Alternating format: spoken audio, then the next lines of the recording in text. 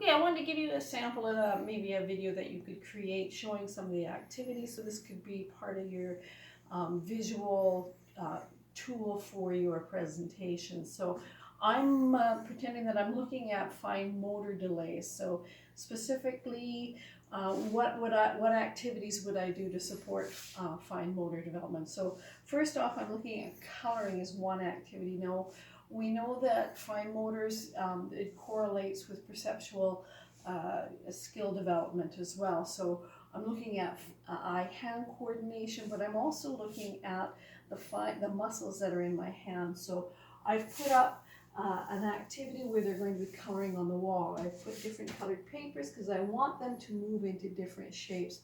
Coloring on the wall actually moves the wrist, and it puts the fingers into more of a functional grip. So their fingers are having to move to do this pincher grip. So they're doing here. So again, if they're here, they're moving into different places. They're using different muscles in their hand.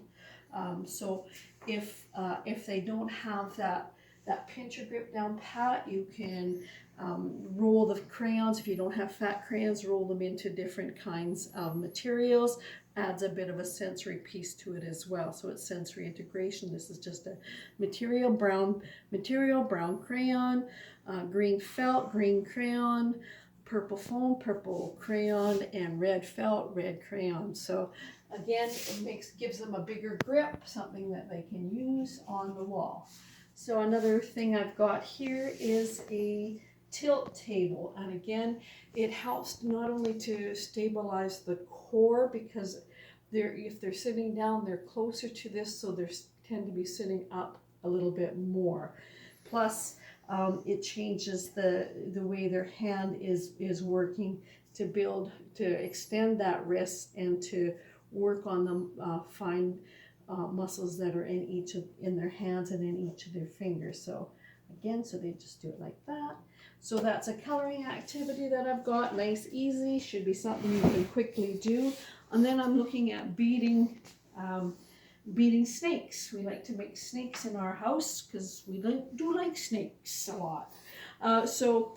Just beading on a pipe cleaner. I just take a little bead and put that on the end and let them bead. So it's definitely eye hand that they're working on here.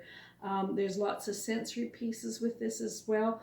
You can extend it so that you're working on patterns, or maybe it can become a social piece. So you've got your snake that they're making, and then they're playing together in the grass. So that's another activity. So maybe they're not quite ready for this beading piece. Look out of the way, dog.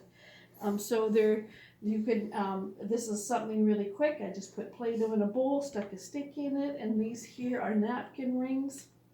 So maybe you can just do something like this, right? So they're looking at more of a clunky grip, so it's easier for them to grab. You could make it as a game, and I really like the way that they sound as they hit, so that interests me a lot. The other activity I have is a crayon melt. So this is a bun warming piece that has, excuse me, so you can use it to melt crayons. It's really relaxing. Children really like it. It is hot.